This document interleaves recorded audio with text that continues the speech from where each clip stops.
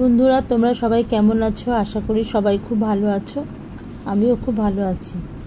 আমি আজকে আরেকটা বড় ভিডিও নিয়ে আসলাম, যেটা আমি গোপালের জামা বানাচ্ছি, লাড্ডু গোপালের জামা বানাচ্ছি।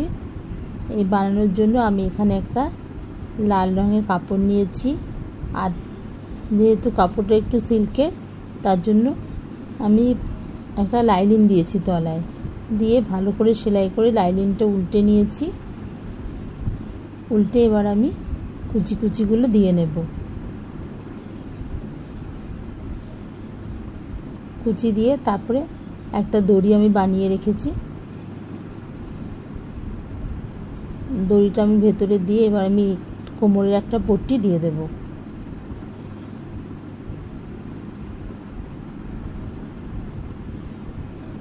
কোমরের পট্টিটা আমি দিয়ে দেব, দিয়ে দড়িটা মাঝখান থেকে দিয়ে দেব।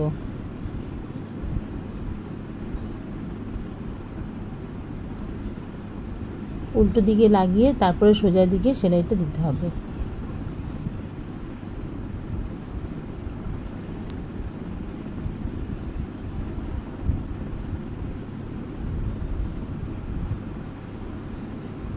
দিয়ে এবার একটা ওপর দিয়ে সেলাই দিয়ে দেব।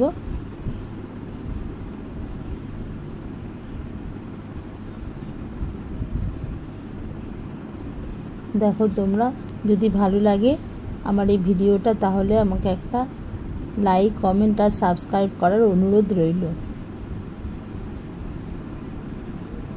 এবার আমি একটা চৌকো কাপড় নিয়েছি,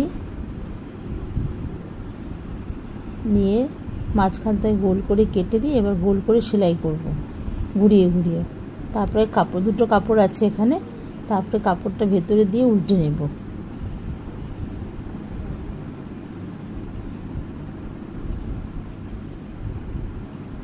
উল্টে নিয়ে এবার চারিদিকটা আমি একটু সেলাই করে নিয়ে, যেই পাটটা আমি ওই কুচির ঘেরটার মধ্যে বসিয়েছি, এই পাটটা আবার এখানে দিয়ে দেব। পাড় আর সরু লেসটা আছে,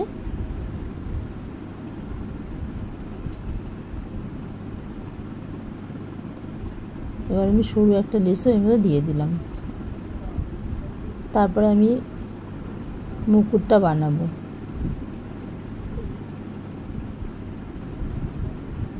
মুকুটটাতে একটা লেস দিয়ে বানিয়ে নিলাম। দেখো কেমন হয়েছে, যদি ভালো লাগে তাহলে একটা কমেন্ট করে জানিও। আজকের মতো টাটা, দেখা হবে পরে।